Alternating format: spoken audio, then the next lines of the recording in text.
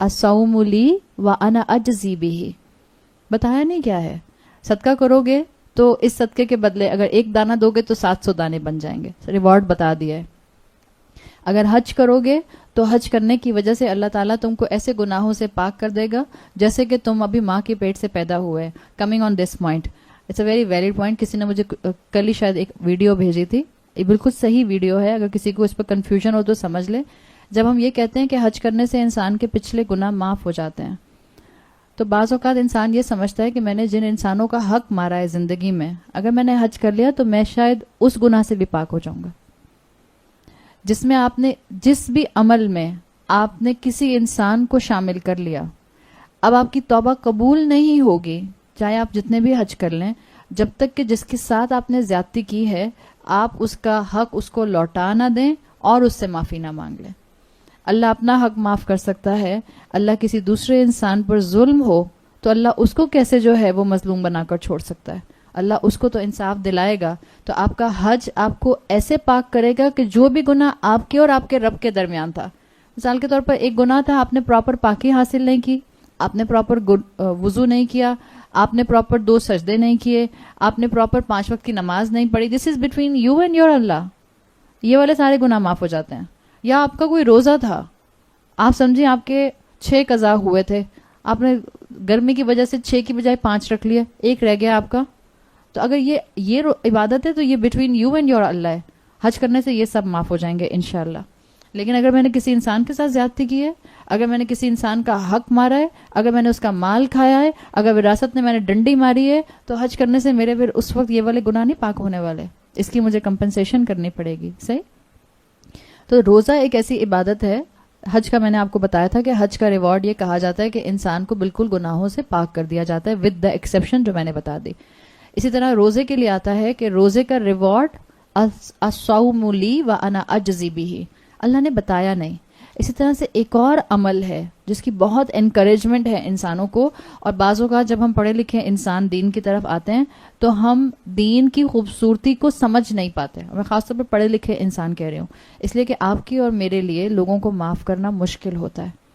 سورہ شورى کی آیت نمبر 40 میں آتا ہے فمن عفا واصلح, تو جس نے معافی مانگی اور واصلح اپنی اصلاح کر لی, فاجرہ علی اللہ, تو اس کا اجر اللہ کے ذمہ ہے. یہ آیت اصل میں کنٹینیوشن ہے اس کانٹیکسٹ کی جس میں آتا ہے کہ برائی کا بدلہ برابر لیا جا سکتا ہے, لیکن اگر تم معاف کر دو تو زیادہ بہتر ہے. یہ اسی آیت کی سورہ شعراء آیت 40 کی کنٹینیوشن ہے. اور اس میں آگے پھر آتا ہے فمن عفا, تو جس نے اپنے بھائی کو معاف کر دیا, واصلح, اور صلح بھی کر لی. یعنی کیا مطلب ہے, بعض اوقات ہم لوگوں کو معاف کر دیتے ہیں, ہم کہتے ہیں میں نے معاف کر دیا, میں تمہاری شکل دوبارہ نہیں دیکھنا چاہتی, ایسے کہتے ہیں نا. اس کا مطلب ہے آپ نے پارٹ 1 کیا ہے, آپ نے فمن عفا تو کر لیا, معاف تو کر دیا, واصلح نہیں ہوا, صلح نہیں کیا آپ نے. جس نے معاف کر دیا اور پھر اس کے بعد وہ دور دور سے معاف نہیں کر رہا, بلکہ اس نے اپنی طرف سے کوشش کر کے اپنے معاملے کو بہتر کر لیا, تو اللہ نے کہا فاجرہ علی اللہ.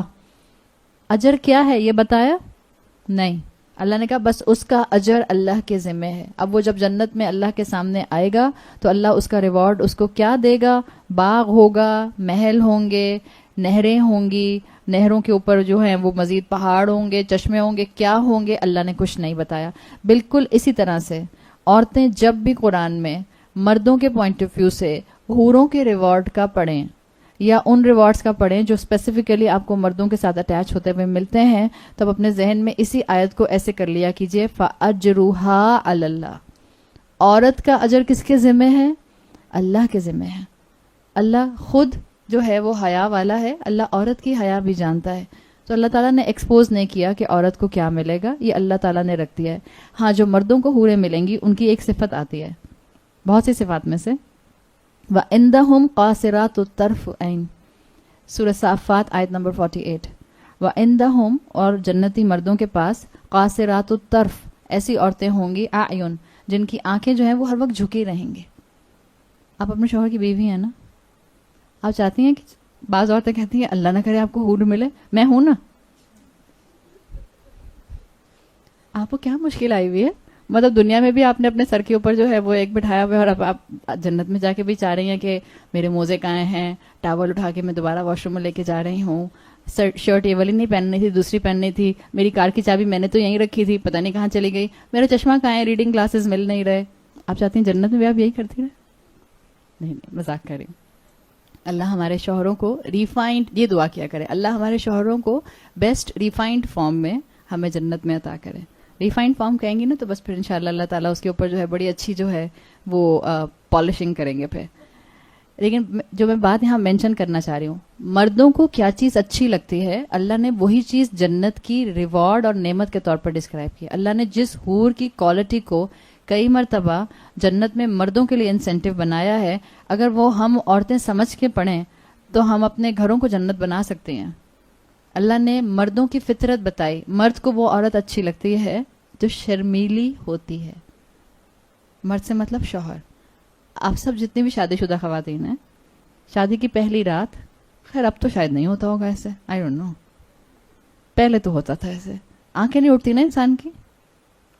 اگر اچھا چلیں آپ پہلی رات چھوڑ دیں، زیادہ ہی کچھ ایکسپلسٹ ہو جائے گا. پہلی رات چھوڑ دیں، پہلا دن، پہلا مہینہ، انسان بولتے ہوئے تھوڑا ہیسیٹنٹ ہوتا ہے نا. اگر آپ کی پہلے سے سلام دعا کانورسیشن واٹس ایپ پر نہیں چل رہی تھی اور آپ کے ساتھ بالکل ایک نیا بندہ، اجنبی بندہ جس کو ماں باپ نے بس پسند کروا کے آپ کے ساتھ اس کا نکاح کر دیا، تو ایک نیچرل ہیسیٹیشن اور ایک نیچرل حیا انسان کے اندر ہوتی ہے. آپ اپنے آپ کو امیجن کریں جو اس وقت آپ تھیں جب آپ کی شادی ہوئی تھی، آپ اپنے شوہر کو دیکھتے تھے، آپ کے شوہر آپ کو دیکھتے تھے، اور سوائے اسمائل کے اور کوئی فیشل ایکسپریشن نہیں آتا تھا. اگر آپ ساری زندگی ایسی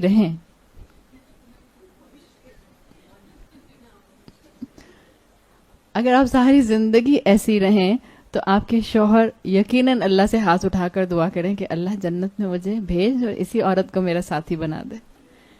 تو اپنے شوہروں کے لیے اپنے گھروں کی جنت بن جائیں. اللہ تعالیٰ نے بہرحال ایک کنوکشن کے ساتھ کوالٹی بتائی ہے، مختلف ایکٹیویٹیز کے درمیان میں ریلیکسیشن کے ساتھ، کہ اللہ کے بندے جنت میں کیسے انجوائے کریں گے. اور اللہ کی جنت میں جانے کی تیاری کریں. آپ کے اور میرے لیے بھی وہاں بڑا سامان ہے. آپ اور میں جو چاہیں گے انشاءاللہ اللہ دے گا. پھر آیت نمبر 57 میں جو فاکہہ کا ذکر آیا ہے، لہم فیہا فاکہۃ ولہم ما یدعون، ان کے لیے وہاں پر ہر طرح کے پھل ہوں گے. فاکہۃ نکرہ آیا ہے، الفاکہہ نہیں آیا، فاکہۃ نکرہ آیا ہے. تو بعض اسکالرس کہتے ہیں کہ آپ کو معلوم ہے نا کہ جب نکرہ اسم آتا ہے تو اس کا ترجمہ کرتے ہیں کتابن کوئی کتاب، رسولن ایک رسول، شیئن کوئی چیز. تو اس طرح سے اردو کے حساب سے اس کو ڈسکرائب کیا جاتا ہے. فاکہۃن کوئی پھل. تب اس میں بعض اسکالرس نے یہ کہا کہ ممکن ہے کہ کوئی سرپرائز پھل ہے جس کا ذکر یہاں کیا گیا ہے، اس لیے کہ یہاں پر الفاکہہ نہیں آیا ہے کہ اللہ تعالیٰ تم کو ایک اسپیسیفک پھل کھلائے گا وہ جن سے تمہاری فیملیرٹی دنیا کی ہوگی. یہاں جنت کی جن نعمتوں کا ذکر آ رہا ہے کہ وہ ایکسٹرا آرڈنری ریلیکسیشن میں، ایکسٹرا آرڈنری شغل میں، اچھے اپنے اسپاؤسز کے ساتھ انجوائے کر رہے ہوں گے، تو عین ممکن ہے کہ فاکہۃن کا نکرہ ایک خاص قسم کے سرپرائز پھل کے لیے ہو جس کو کھاتے ساتھ چہرے پر مسکراہٹ آ جائے. واللہ عالم. ابن عاشور کے مطابق جنت کے پھل پیٹ بھرنے کے لیے نہیں ہوں گے، بالکل جیسے دنیا کے پھل آپ پیٹ بھرنے کے لیے تو نہیں کھاتی نا. آپ یہ تو نہیں کہتی آپ سے میں پوچھوں آپ نے آج لنچ میں کیا کھایا، تو آج کا مطلب آج نہیں، مجھے پتا آپ کا روزہ ہے. میں آپ سے پوچھوں آپ نے لنچ میں کیا کھایا، تو آپ کے آج میں نے خوبانی کھائی. لنچ میں خوبانی بس. تو جس طرح دنیا میں آپ ایز اے ایپیٹائزر فروٹس کھا رہے ہوتے ہیں، جنت میں بھی ابن عاشور کے مطابق ابھی جو یہ ساری نعمتوں کا ذکر ہو رہا ہے، یہ جو اللہ تعالیٰ نے فاکہۃ کی شکل میں ڈائٹ جنت کی بتائی ہے، یہ جنت کے ابھی مین کورس نہیں ہے. یہ تو ایسے ہی اللہ تعالیٰ نے جو ہے وہ لذت کے لیے، اٹس اے لگژری آئٹم نا. Fruit is considered a luxury item. So جنت کا بھی لگژری آئٹم ہے. اللہ تعالیٰ نے صرف یہاں پر ابھی لگژری آئٹم کو لذت کے لیے جنتیوں کے لیے جو ہے ڈسکرائب کیا ہے. جنت میں جو بھی کھانے ہوں گے وہ انرجی گین کرنے کے لیے نہیں ہوں گے. جنت میں جب کسی کو کمزوری ہی نہیں ہوگی تو پھر انرجی گین کرنے کے لیے کھانے کی کیا ضرورت ہوگی. جنت میں صرف انسان زبان کی لذت تک کے لیے کھانا کھائے گا. اور بعض احادیث میں آتا ہے کہ جنت میں انسانوں کا ڈائجیشن سسٹم ویسا نہیں ہوگا جیسا کہ یہاں دنیا میں ہے. It will be completely different. ہم آگے پڑھیں گے انشاءاللہ آخری آیات کے اندر کہ اللہ تعالیٰ جب انسانوں کو دوبارہ اٹھائے گا، اٹ ول بی خلقا جدید. وہ ایک نئی ایک الگ طرح کی کریشن ہوگی جو اللہ دوبارہ اٹھائے گا. تو اب یہاں پر آپ کو ایک پورا سین مل رہا ہے جنت کا بہترین, جس میں جنتی اہل جنت لائک مائنڈیڈ لوگوں کے درمیان میں ہوں گے. ان کو وہاں پر اللہ تعالیٰ بہترین بیڈز, ریکلائنرز, کاؤچز جو ہے وہ تحفے کے طور پر دے گا. اللہ تعالیٰ ان کو وہاں اسپاؤسز دے گا, اور کھانے کے لیے ان کو وہاں پھل ملیں گے. اور پھل ملیں گے تو آپ جب اپنا پھل کھا رہے ہوں گے تو آپ کی چیری آپ کے بیڈ شیٹ پر گرے گی تو سٹین بھی نہیں آئے گا, انار آپ کے بیڈ پہ گرے گا تو سٹین بھی نہیں آئے گا. اور اگر آپ کا دل چاہ رہا ہے کہ آپ آم کو کیوبس کے بغیر ایسے ہی چوس چوس کے کھائیں, تو وہ جو آپ کی کونیوں تک جوس بھرا ہوگا آپ وہیں بیڈ پہ بیٹھے بیٹھے ہاتھ صاف کر دیجیے گا, بیڈ گندا بھی نہیں ہوگا. تھنک اباؤٹ جنہ, you will be happy, you will gain energy انشاءاللہ ان دنیا ٹو ڈو رائچس ڈیڈس. یہ حقیقت ہے. اللہ تعالیٰ نے اتنا خوبصورت جنت کا جو ہے وہ تصویر اور تصور دیا ہے کہ آپ سوچتے رہ جاتے ہیں. وَلَهُمْ مَا يَدَّعُونَ, جو وہاں آرڈر کیا جائے گا وہ آپ کو مل جائے گا. اس لیے کہ مہمان نوازی کرنے والا کون ہے؟ رب رحیم ہے. وہاں پہ الرحمن ہے مہمان نوازی کرنے والا. انسان جو مانگے گا, جو خواہش کرے گا وہ دے دیا جائے گا. جنت میں دیر از نو تکلف, نو تکلف. بعض اوقات آپ کہیں جاتے ہیں, آپ کو چیز کسی کے گھر میں بہت پسند آتی ہے, ایک کباب, دوسرا کباب, آپ کہتے ہیں اللہ تیسرا بھی اٹھاؤں, اب نہ اٹھاؤں, بھوک تو بہت زور کی لگ رہی ہے. جنت میں کوئی تکلف نہیں ہوگا. اللہ تعالیٰ اپنے بندوں کو خوب کھلائے گا. بندہ مانگے گا اور اللہ دیتا جائے گا. امام الطبری کہتے ہیں یہ جو ما یدعون آیا ہے آیت نمبر 57 میں, اس کا ایک مطلب یہ بھی ہے ما یتمنون, جس کی بھی وہ تمنا کریں گے. طلب کرنے میں تو آپ کو منہ سے ایفرٹ کرنی پڑتی ہے نا, بولنا پڑتا ہے, آرڈر دینا پڑتا ہے. امام الطبری کہتے ہیں کہ اصل میں اس ما یدعون کے اندر ما یتمنون کے مفہوم کو چھپایا گیا ہے کہ ابھی وہ سوچیں گے اور ان کی خواہش کو پورا کر دیا جائے گا. اس ما یتمنون کے اندر امام الطبری نے ایک اور اینگل احادیث کے حوالے سے بہت خوبصورت کنیکٹ کیا ہے سورۃ یاسین کی آیت نمبر 57 کے ساتھ. وہ کہتے ہیں کہ ہمیں احادیث بتاتی ہیں کہ اگر والدین یا اولاد میں سے کوئی جنت کے اعلیٰ درجے میں ہوگا, یعنی ماں باپ سمجھے اعلیٰ درجوں میں ہیں, اولاد لوور درجوں میں ہے, تو اگر ماں باپ جو اعلیٰ درجوں میں ہیں وہ تمنا کریں گے کہ ان کی اولاد بھی ہائر مقامات پر, ہائر درجات میں آ جائے, تو اللہ ان کی دعاؤں کو قبول فرمائے گا. ما یتمنون کے اندر اور ما یدعون کے اندر یہ مفہوم بھی آتا ہے. لیکن اس سینیریو میں ماں باپ اور اولاد دونوں کا جنت میں ہونا ضروری ہے. دوزخ سے نکال کر جنت میں نہیں لایا جائے گا, وہ تو اپنی سزا پوری کریں گے. مسلمان اپنی سزا پوری کریں گے یہاں تک کہ ان کے گناہوں کی سزا کا معاملہ جو ہے وہ کمپنسیٹ کر دیا جائے گا. اللہ اپنی رحمت سے پھر اس کے بعد جس جہنمی کو جہنم سے نکالنا چاہے گا پھر اس کو نکالے گا. وہ میں بات آپ سے تفصیل سے پہلے کر چکی ہوں. لیکن اللہ نے یہاں جو جنتیوں کی ڈائٹ کا ذکر کیا ہے, ہر ڈائٹ آپ کو ملے گی. بعض بچوں کو ماسٹر شیف دیکھنے کا بڑا شوق ہوتا ہے, خواتین کو بھی ہوتا ہے. آسٹریلیا کا ماسٹر شیف جو آتا ہے اور پھر اس کو دیکھ دیکھ کے بہت سی ڈشز بھی بناتے ہیں. اب وہ جیسے ان کی بنتی ہے, کبھی بھی آپ کا پلیٹر ویسا نہیں بنتا. تو جنت میں آپ ایک کام کیجیے, آپ ابھی سے نا ایک ماسٹر شیف کی لسٹ بنا لیجیے. آپ بھول جائیں گے, قبر میں ساتھ تو نہیں لے کے جائیں گے نا, لیکن آپ کی وش لسٹ تھی تو کیا ہوگا, اللہ جنت میں آپ کی وش لسٹ وہاں آپ کو تھما دے گا. اللہ کہے گا یہ تمہاری ماسٹر شیف کی پورے کچن کی وش لسٹ تھی نا, اب بس تم جب تمنا کرو گے ایک پلیٹر تمہارے سامنے آ جائے گا, بالکل پرفیکٹ ویسا ہی آئے گا. ان تمام نعمتوں کے اوپر آن ٹاپ آف دا نعمت لا شیء فوق ھذا, اب جس نعمت کا ذکر کیا جا رہا ہے عربی میں کہتے ہیں لا شیء فوق ھذا, کوئی چیز ہے ہی نہیں اس کے اوپر. لا شیء وہی کانسیپٹ ہے جیسے لا ریب, لا الہ, لا شریک, لا غالب. تو اب جو آیت آ رہی ہے جس میں جنتیوں کا الٹیمیٹ ریوارڈ بتایا جا رہا ہے, مفسرین کہتے ہیں اس نعمت سے آگے کوئی نعمت ہی نہیں ہے. لا شیء فوق ھذا, وہ کیا ہے, آیت 58, سلام قولا من رب رحیم. ان جنتیوں کو گریٹ کرنے والا کون ہوگا؟ رحمان رب ہوگا, رحیم رب ہوگا. اور گریٹنگ بھی کیسی ہوگی, اتنی خوبصورت اس آیت کے اندر مختلف اسکالرز نے ایکسپلینیشنز کی ہیں. وہ کہتے ہیں گریٹنگ بھی کیسی ہوگی, اٹس ناٹ لائک السلام علیکم, اٹس ناٹ لائک دس. آپ سلام کرتے ہیں, جب آپ کسی کو سلام کرتے ہیں آپ کہتے ہیں السلام علیکم. آپ کو منع کیا جاتا ہے نا, السلام علیکم نہیں کہیے, السلام علیکم نہیں کہیے. سلام کیسے کرتے ہیں مسلمان, السلام علیکم. السلام علیکم بھی نہیں ہوتا. بعض لوگ اپنے بچوں کو سکھاتے ہیں چھام کرو چھام. There is nothing like this in Islam. Proper سلام کیا کریں اور مت گھبرائیں کہ آپ کس گیدرنگ میں ہیں. اگر میں کسی کارپوریٹ ڈنر میں ہوں تو میں السلام علیکم نہیں کہہ سکتی, سمجھیں گے مدرسے سے سیدھی آ رہی ہیں, یہیں لینڈ کیا مدرسے سے. سو واٹ اگر مدرسے سے لینڈ کیا تو کس بات کی امبیرسمنٹ ہے؟ سلام کیا جاتا ہے السلام علیکم, اور السلام کا مطلب ہے آپ شروع میں ایک حمزہ لام لگا رہی ہیں. اب تو آپ لوگوں کو اتنی سمجھ آ گئی نا, پراپر ناؤن سلام نہیں کہتے ہم یہ نہیں کہتے سلام علیکم, ہم کہتے ہیں السلام علیکم. اس کا مطلب ہے السلام پر آپ حمزہ اور لام معرفہ کا لگاتے ہیں. یہاں پر کیا آیا ہے؟ سلامن. اٹ ول بی اینی سلام. اور یہ اللہ کیسے جنتیوں کو گریٹ کرے گا یہ بھی نہیں بتایا گیا. It's a surprise again.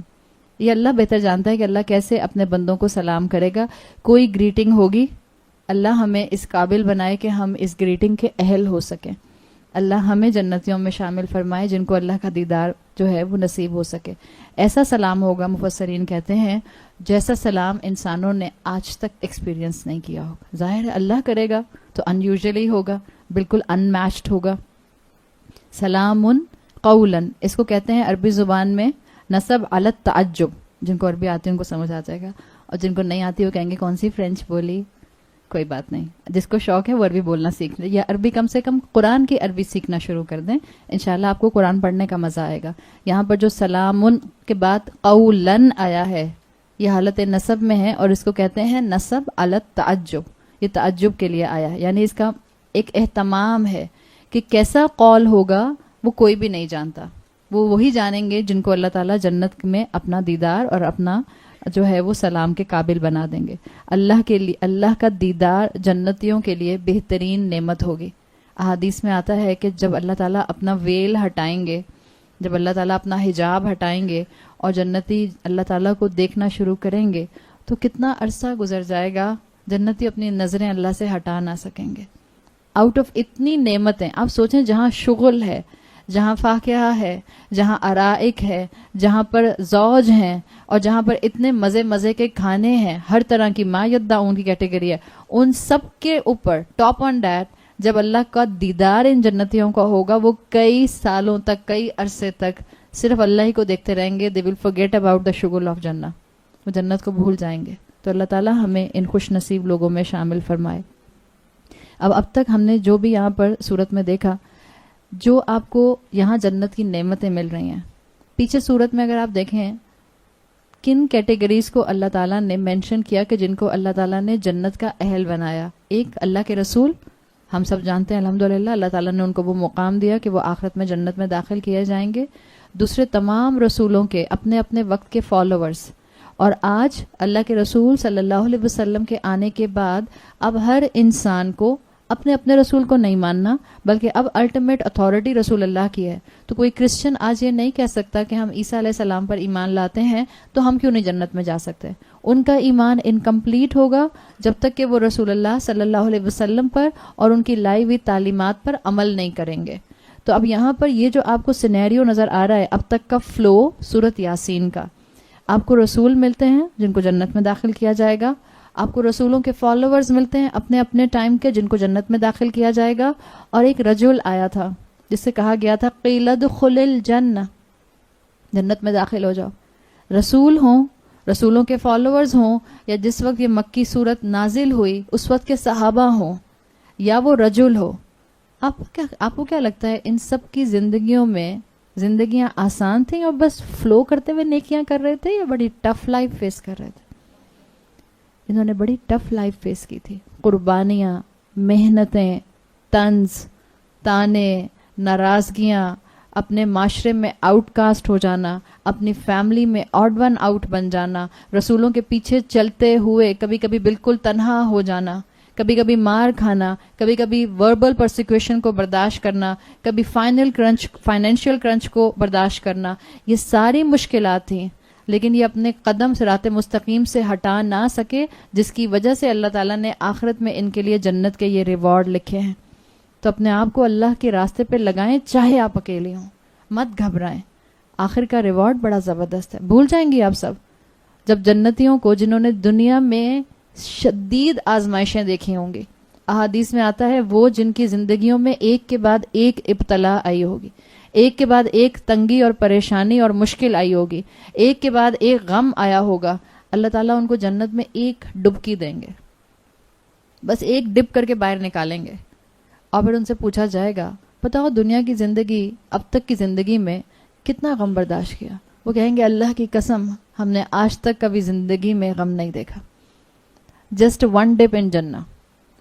اور دنیا دار لوگوں کو, دنیا پرست لوگوں کو, حب الدنیا کا شکار لوگوں کو, دنیا کے پیچھے بھاگنے والے لوگ, اپنی اولادوں کو صرف منی میکنگ بنانے والے لوگ, اپنی اولادوں کے لیے صرف لمبے لمبے کھاتے وصیت کر کے جانے والے لوگوں کے لیے ان کو ایک جہنم کا ڈپ دیا جائے گا.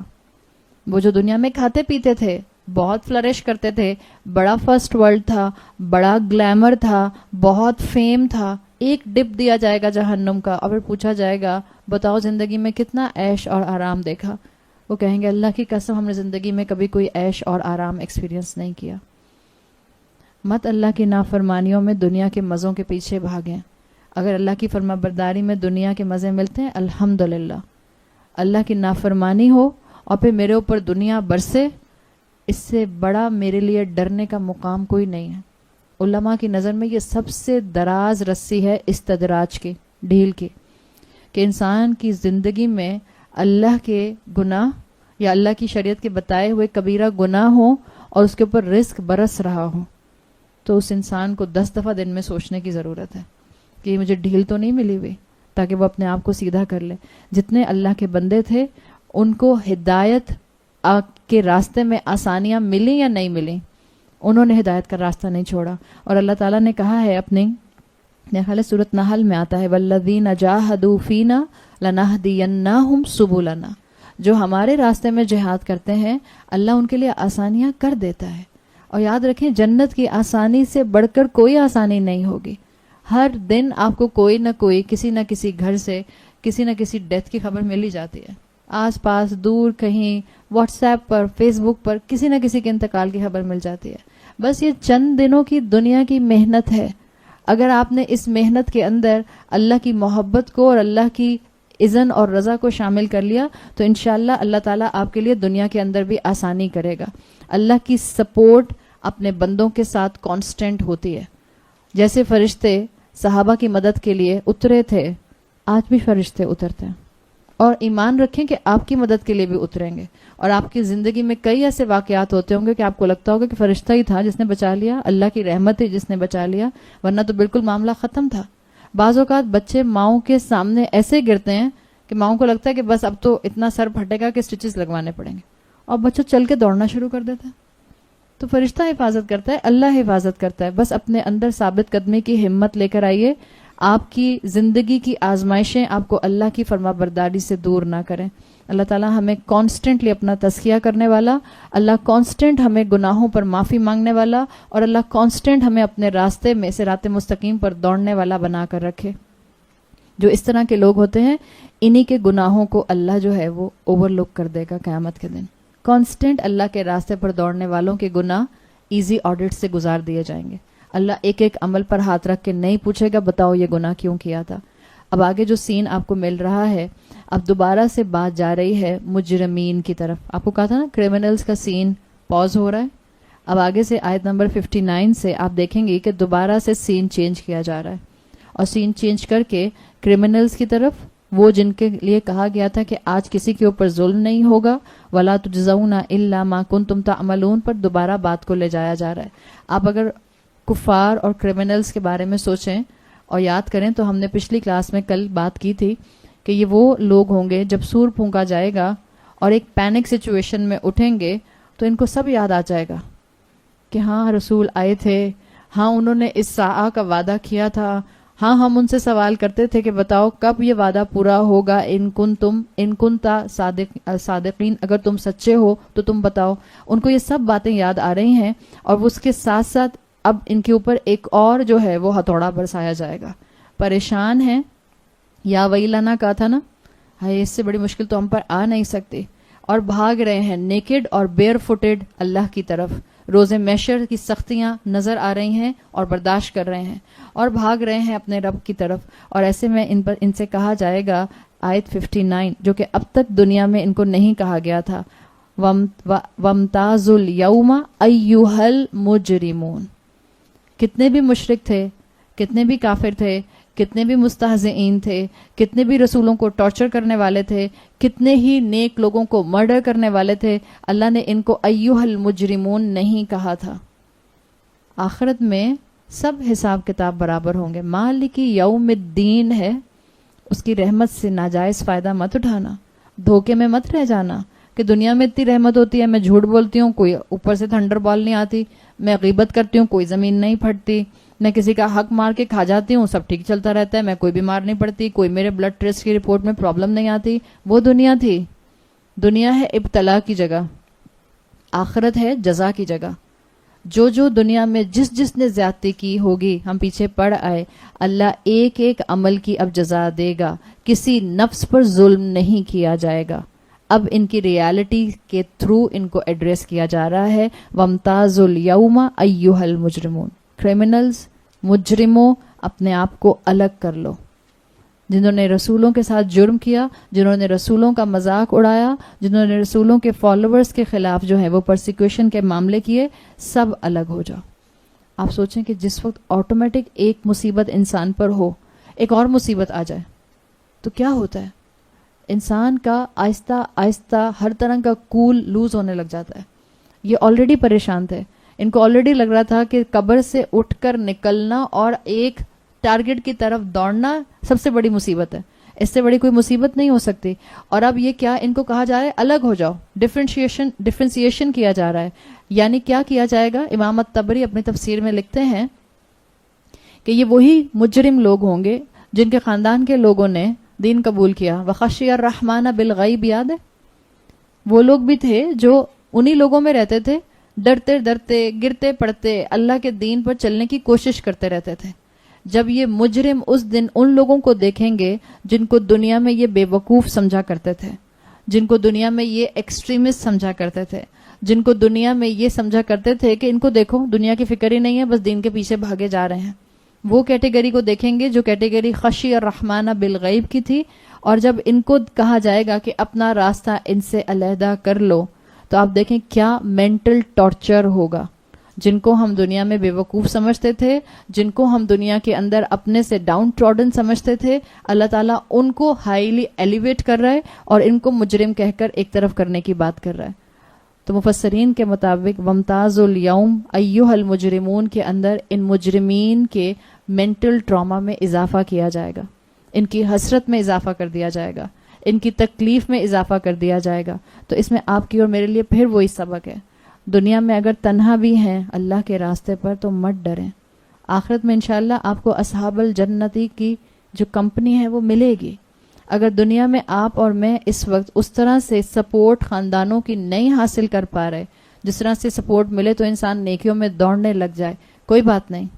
یہی وقت ہے اپنے مشکل ترین سرکمسٹانسز میں نیکی کر کے نیکی کا اجر 100 ٹائمز بڑھانے کا. جس وقت شیئرز کم قیمت کے ہوتے ہیں اس وقت خرید لیے جائیں تو عقل مندی ہوتی ہے, اس لیے کہ انسانوں کو, بزنس مین کو پتا ہوتا ہے کہ کل ان کی پرائز بڑھ جائے گی تو مجھے فائدہ ہوگا. اس وقت اسلام کا شیئر گرا ہوا ہے. کون ہے جو آگے بڑھ کر اسلام کو تھام لے؟ کون ہے جو اسلام کا شیئر خرید لے؟ کون ہے جو ایک اچھا بزنس کر لے؟ کون ہے جو اس دنیا کے اندر اپنی آخرت کو کمانے کی فکر اپنے زندہ ہوتے ہوئے کر لے, بجائے اس کے کہ آخرت کے بعد جب اٹھایا جائے گا, مرنے کے بعد جب اٹھایا جائے گا, قبروں سے جب نکالا جائے گا, اس وقت ریئلائزیشن آئے کہ اللہ مجھے واپس بھیج دیتا تو میں ایک اور موقع استعمال کر لیتا. یہ جو امتازو آیا ہے یہ تمیز سے ہے, امتازو ٹو ڈسٹنگوش. اہل جنت کے ساتھ کیسے بات کی جا رہی تھی آپ دیکھیں, پیچھے کی آیات آپ پڑھیں گے تو کیسے آیا تھا, ان اصحاب الجنت فی شغل فاکہون ہم و ازواجہم. ایک وہ زبان ہے جس کا ایک بڑا سافٹر ٹون ہے, آپ تلاوت بھی سنیں اور پھر جب تلاوت کرنے والے پورے ایکسپریشن کے ساتھ مفہوم کو سمجھتے ہوئے تلاوت کرتے ہیں, وامتازوا اليوم ایھا المجرمون, اس کے اندر ایک سختی ہے, ہارشنس ہے, اللہ کا اس کے اندر غضب بڑک رہا ہے. ایک طرف ہو جاؤ. وامتازوا کا مطلب ہوتا ہے گیٹ ٹو دا سائڈ, ایک طرف ہو جاؤ. امام ابن جریر الطبری لکھتے ہیں کہ ایک طرف جنتیوں کو ایزی ایکسس دیا جا رہا ہوگا, جنت کی طرف آپ پروسیڈ کریں, اور ایسے میں ان سے کہا جائے گا, جیسے بعض لوگ ایسے نہیں ہوتے ہیں کہ جیسے ایک بچہ بڑا فرما بردار اور ایک بچہ ذرا نافرمان, اسے کہتے ہیں بیٹا کیا کھاؤ گے, کیا کھانا ہے تم نے, ایک کو دیکھا ایسے بولا, ایک نے ناراض کیا ہوا تو اماں نے ایسے بولا اپنی ناراضگی کے اظہار کے لیے. یہی ناراضگی کا اظہار, اللہ کا غضب آپ کو یہاں نظر آ رہا ہے. جنتیوں کو پروسیڈ کرنے کے لیے کہ وہ جنت کی طرف آگے بڑھیں, ان مجرمین سے کہا جائے گا get to the side, give them way, let them proceed. اور ان کے ساتھ جو سخت ہارش ٹون استعمال کی جا رہی ہے, اسی چیز کو آگے جو ہے وہ اگلی آیت میں مینشن کیا جا رہا ہے. انشاءاللہ آیت 60 کل شروع کریں گے. اللہ سے ہم دعا کرتے ہیں کہ اللہ تعالی ہم سب کو اہل جنت میں شامل فرمائے. اللہ سے ہم دعا کرتے ہیں اللہ ہم گناہ گار لوگ ہیں, اللہ ہمارے گناہوں کو اوور لک کر دے. اللہ ہمیں اس رمضان میں, اس تیزی سے گزرتے ہوئے رمضان میں اپنی بخشش کرانے کی توفیق عطا فرما. اللہ تمام مرحومین کی مغفرت فرمائیے. اللہ تمام ماؤں کی آنکھیں ان کی اولاد کی طرف سے ٹھنڈی رکھیے. اللہ تعالیٰ تمام بیماروں کو شفائے کلی اور شفائے کاملہ عطا فرمائے. اللہ تعالیٰ تمام جتنے بھی یہاں خواتین موجود ہیں اور جو سن رہی ہیں, اللہ تعالیٰ سب کی جائز خواہشات پوری کرے. اللہ ہمارے لیے اس مشکل وقت میں, اس فتنے کے دور میں, ان آزمائشوں کے وقت میں دین پر قائم رہنا اور اپنی اولادوں کو دین پر قائم رہ کر بنا کر چھوڑ کر جانے والا بنا دے. اللہ ہمارے لیے اس سارے عمل کو, مسلمان بننے کو اور موت سے لے کر روز محشر تک کے معاملے کو آسان بنائے. اللہ ہمارا خاتمہ ایمان پر کرے اور اللہ ہم سے ہماری محنتوں کو قبول فرما لے. بارک اللہ لی ولکم فی القرآن الحکیم ونفعنی وإیاکم بآیاتی وذکر الحکیم. سبحانک اللہم وبحمدک نشہد ان لا الہ الا انت نستغفرک ونتوب الیک. جزاک اللہ خیرا. السلام علیکم ورحمۃ اللہ وبرکاتہ.